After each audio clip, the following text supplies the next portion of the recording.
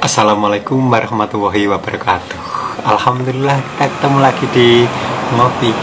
Oh iya, ngomong-ngomong tentang kabar gembira atau kabar apa ya? Kabar gembira tentunya. Karena keuangan negara kita, penerimaannya menurut Menteri Keuangan Ibu Sri Mulyani itu sudah sesuai target. Ini pada bulan Juli ya. Bulan Juli sudah target penerimaan terpenuhi. Ini jarang terjadi di tahun-tahun sebelumnya. Di masa pandemi ini penerimaan negara bisa terpenuhi. Alhamdulillah. Ada berapa triliun kemarin tuh saya baca, kalau nggak salah 73 triliun. Salah nggak ya? Kalau salah ya mohon dimaafkan ya, karena bacanya selintas.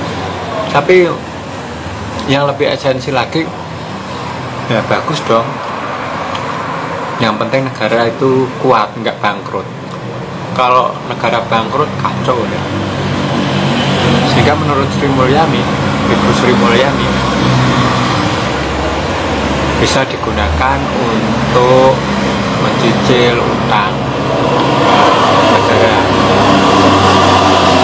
Dan tentunya bisa digunakan untuk berbagai hal ya. Namanya juga uang ada. Kita aja kalau uang ada kan bisa banyak hal yang bisa kita lakukan. Walaupun penerimaan ada yang mengatakan iya negara kaya tapi rakyat tercekik. Kalau itu saya kira terlalu sarkas. Negara tentunya kembali lagi ke masyarakat untuk biaya kehidupan masyarakat Indonesia. Pajak memang ini semakin bagus ya, penerimaan dari pajak. Jadi kemarin itu kalau salah nggak sih ya, kemarin itu 2/3 sendiri itu dari pajak penerimaannya negara itu. Jadi memang sekarang tuh pajak di mana-mana ya meningkat ya, malah pajak apa itu menjadi 11% yang tadinya cuma 10 atau berapa gitu menjadi 11%. Nah, yang tentu saja kalau pengusaha pajaknya dibebankan kepada siapa? Ya kepada masyarakat. Benar, masyarakat merasakan semua harga naik. Ini harga naiknya luar biasa. Perih sih bagi pelaku usaha yang kecil ini. Kalau dulu misalnya kita pulaan 2 juta itu sudah dapat berbagai macam barang. Nah ini baru beberapa barang saja sudah harus dicek ulang karena angkanya sudah lebih dari yang biasa kita untuk pulangkan. Ini coba bayangkan ya, dulu saya jualan kertas itu satu remnya 46.000. Ya. Dalam beberapa bulan ini, 2 bulan atau 1 bulan ini ya, saya sekarang harus menjual 56.000. Gila gak tuh? Kenaikannya luar biasa ya. Sehingga untuk biaya fotokopi pun terpaksa harus naik ya. Saya tuh dulu fotokopi 1 lembarnya 200, kemudian mulai naik lagi sih. 200 itu ketika harga kertas 1 remnya 43.000. Nah sekarang sudah naik menjadi 46. Kemarin tuh saya naikkan menjadi 250. Nah, saat ini sudah menjadi 56.000. Maka ya mau tidak mau menjadi 300.000. Ketika pajak dibebankan ke pengusaha, pengusaha pasti akan membebankan kepada konsumen, pembeli, itu sudah pasti. Nah sekarang juga, tapi memang ini harus kita sadari. Jadi harus kita terbiasa dengan hal-hal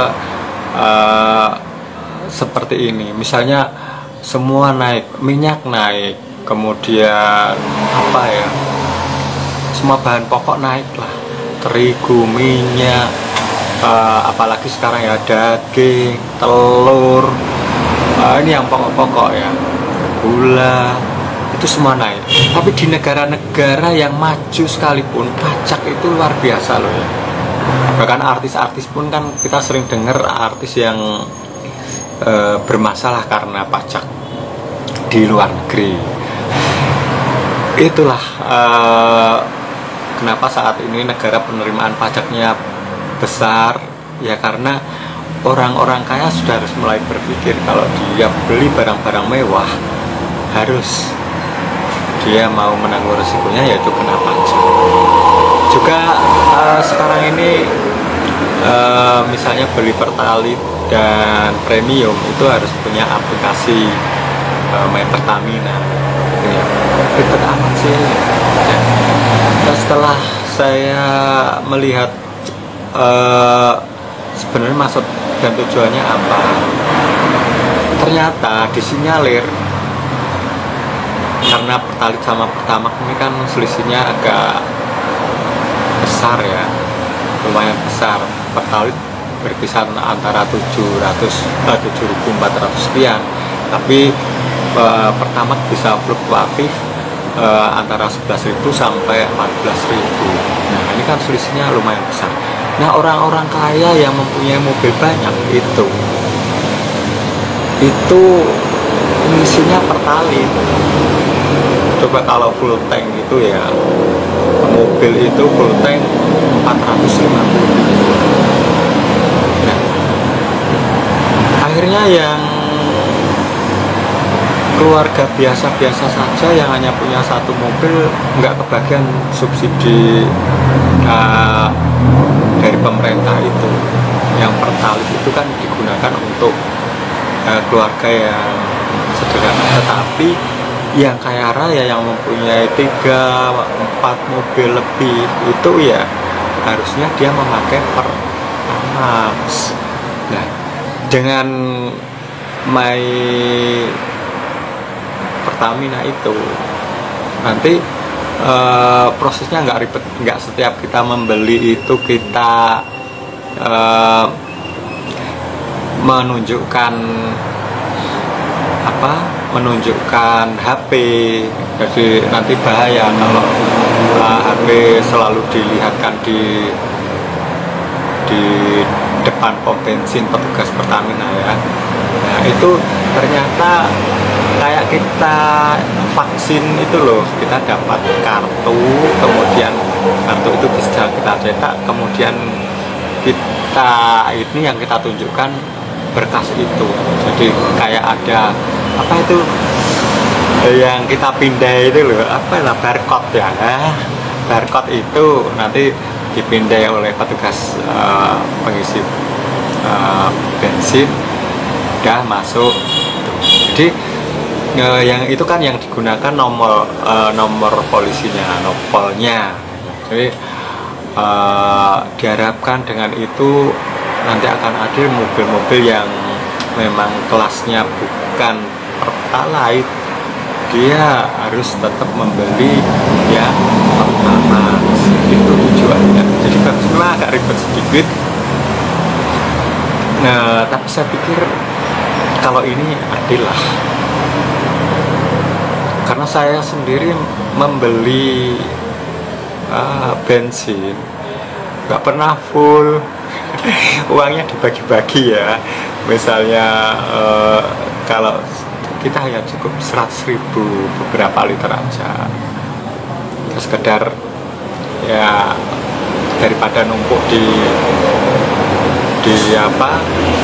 di tangki, lebih baik uangnya untuk yang lain. Ya begitulah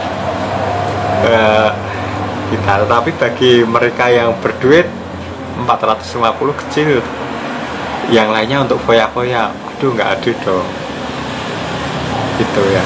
Jadi kalau mereka isi polteng langsung 450.000, kita aja paling kalau ngisi cuma 100.000. Lebih dari itu agak eman-eman. Baiklah, mudah-mudahan tetap negara mengurus kita dengan baik ya, infrastruktur kita juga baik, kemudian perencanaan mudah-mudahan di jalur yang benar. Jangan sampai negara kita bangkrut, kita sendiri yang susah juga. Kemudian saya ucapkan selamat bagi para PNS, pegawai negeri sipil negara ya, yang kali ini mendapatkan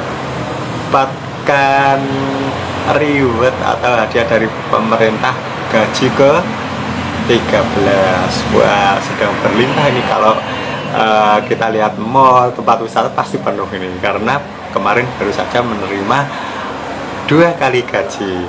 Untuk pensiunan juga, ini terima kasih sekali, ibu saya juga pensiunan mendapatkan 2 kali gaji. Kita akhiri dulu. Wassalamualaikum warahmatullahi wabarakatuh.